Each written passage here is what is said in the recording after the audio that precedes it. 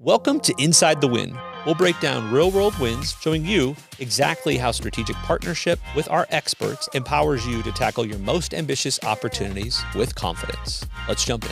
What's up, everyone? I am Sam Nelson, VP of CX and AI here at Telarus, and we are back with the CX edition of Inside the Win. We are here to give you insights on how kind of early collaboration with our team can really revolutionize your customer engagements. And joining me today is our very own Michael Baillargeon, our CX and AI solution architect on the East. You may know him as the famous Mikey B, and we want to dive into a specific win here. So, Mikey B, welcome to the show, of course. Tell Thank you. us how you got involved in this opportunity that we're going to talk about today.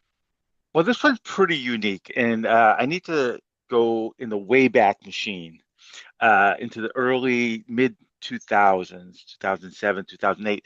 I was at ShoreTel, brilliantly simple, and I was a sales trainer, and the CEO came up to me and said, "Hey, Mike, I feel like not everybody in the company knows our value prop. They don't know our elevator pitch.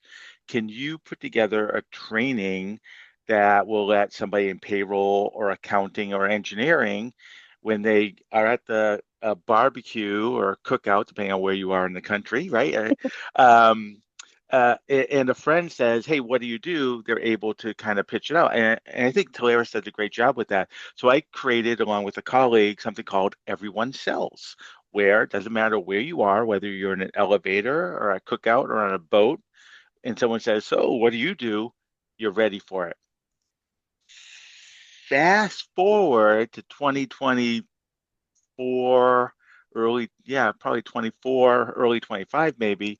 I'm at a cookout, a really good friend of ours down the street, and grilling hamburgers and maybe an adult beverage or two. And he's like, "Hey, Mike, you do phones, right?" I'm like, "Yeah, I do phones." And what about call center? Do you understand that? I'm like, "I actually specialize in that." And he's like, "We should talk."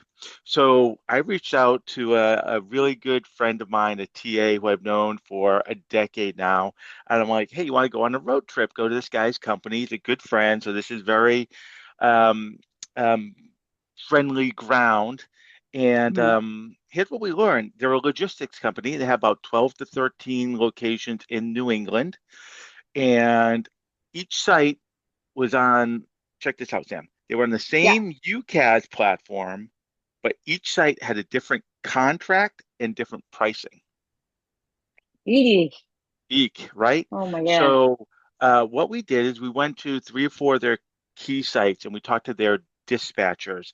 They're the ones that would dispatch out the yellow buses or the special needs bus or whatever. And we Okay. talked about a day in the life. Hey, what's working right now? And they're like, "Well, the phones work and they ring most of the time. What's not working?" "Well, we have all these applications we have to go into. We have a text application, we have an email application. I'm tied to this physical phone, and they ask, I need to walk around." And Yeah. the other hard part is they ask us to kind of fill in different offices. So I just can't stay in my office and log into a queue from their office. I actually have to get in my car and drive to their office to log into the queue at their office. So um, it wasn't a very kind of unified platform because it was 12 different contracts with 12 different pricing and 12 different end dates. So we Hmm. uh, we talked to the call center leadership team there, and we kind of did the art of the possible. Well, what if we could record every call and put sentiment analysis to that and score it? They're like, oh my God, we can't even listen to calls today. Yeah. Oh, Yeah. what if people could just log in from anywhere? Oh, that would be fantastic. What if you had a unified view of all the queues? Oh, that'd be great. What if, we did SMS and email and voice all on the same platform, so it's one UI? They're like, "Tell me more."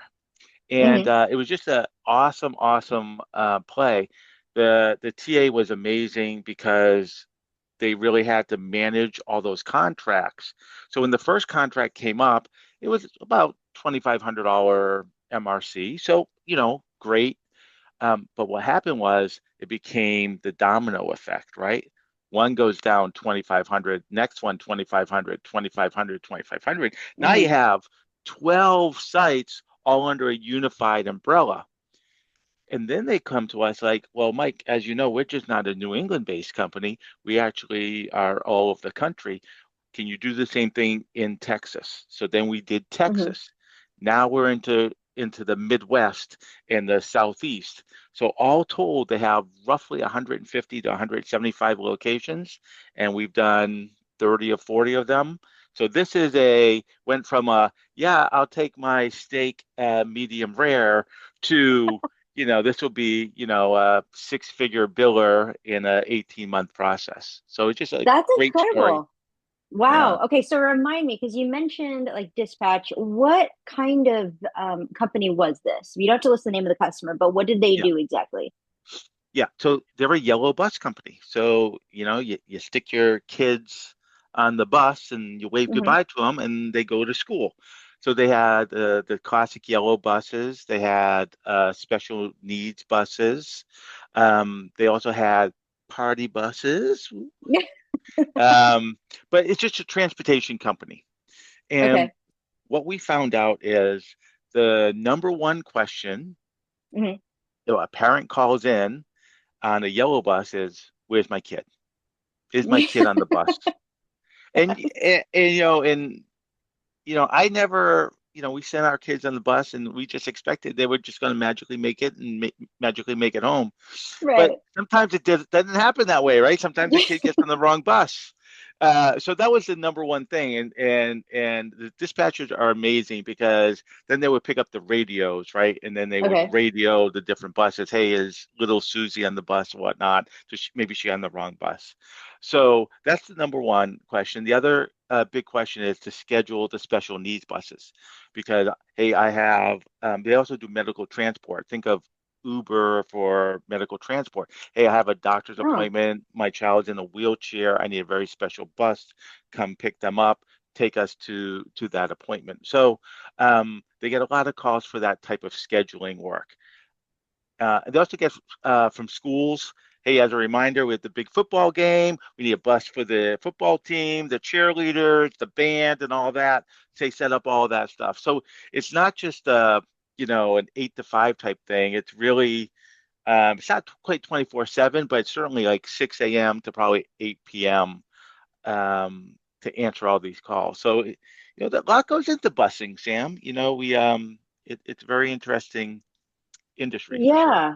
Well, and you would think that with all this technology, right, we'd have, I think some people actually track their kids in real time where they're at. But believe it or not, folks, it sounds a lot like companies out there are still getting inquiries about like, hey, where's my kid? Where's the Which bus? The is bus is late. right. Well, yeah, where's the bus and where's my kid? Right. So that's really interesting. So one thing that caught my attention here was when this person came up to you at the barbecue and was like, "Hey, with phones, right?" And so at the end of the day, it sounds a lot like people are still asking about like these physical phones and what they can do to revolutionize that. So is it fair to say, Mikey B, that right now, a lot of folks are still stuck in this era of physical phones and like siloed systems? Yeah, it is still amazing how many on-premises systems customers are still out there that we're pulling off. I have this slide, and I'm happy to hit me up. I'll send it Mhm. to you. I call it the graveyard of PBXs. It has all these logos and names that if you come across these phone systems, they are dead in the water. You do a little happy dance because you just found yourself a lead, right? So we're still seeing that. This particular one, they actually did the right thing. They moved to UCAS. Mhm. Um, they just didn't choose they didn't have a tech advisor to really guide them. They did the classic, oh, it's COVID. I'm gonna Google best cloud phone system, and whatever came up first, they just signed the contract, which is why Right. it was 12 different contracts with 12 different pricing and 12 different end dates. Um, yes, so there's still a lot of people like that. You mean it's a 90-10 rule. 90% of all clients these days, 90% of the workforce are cool with a soft phone. right? They're Mhm. used to these Zoom meetings or team meetings or WebEx meetings or GoTo or Dialpad or Ring Central or Vonage or 8x8 meetings where a headset and they're good to go. But there's 10% where it's like, you can take this phone on my cold dead hand, right? And what's great about is our ecosystem is all of our providers can go either direction. If you want a physical phone, great, here's how you do it. You want a soft phone, great, here's how you do it. It's all about the flexibility. Okay, I've taught my children not to lie, but I'm going to do this is a pro tip, little white fib. Okay, I Sam, are you love it. cool with We're this? ready for it. Okay. So I had a client who's like, Mike, I don't want to deal with those physical phones anymore.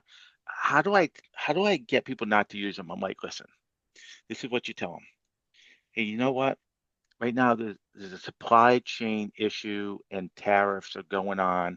We really can't get physical phones. We need to move over to this new phone system. I apologize. Uh, Tell you what, I'll buy you a great headset and use the headset. It's going to be about 2, 3 months before the supply chain, the tariffs, kind of right size things and we can get inventory back in. I apologize. Use that. Go back to them in a couple months after. Hey, do you still want that physical phone? Oh, no, this is great. I can walk around the office and fantastic. I'm good to go. So not a lie. It's a little fib to save yourself from buying a $200 phone only to find it in the desk drawer 3 months later. I love it. I love it. Oh, that's awesome, Mikey B. Best practices straight out of Mikey B here. Folks, you heard it today, right? Engage us early and often. You never know when you're going to find a lead. Even if people just ask about phones, could absolutely turn into a massive opportunity. So, with that said, stay tuned for our next Inside the Win to learn more about how leveraging our team accelerates opportunities with bigger results. And we will see you next time.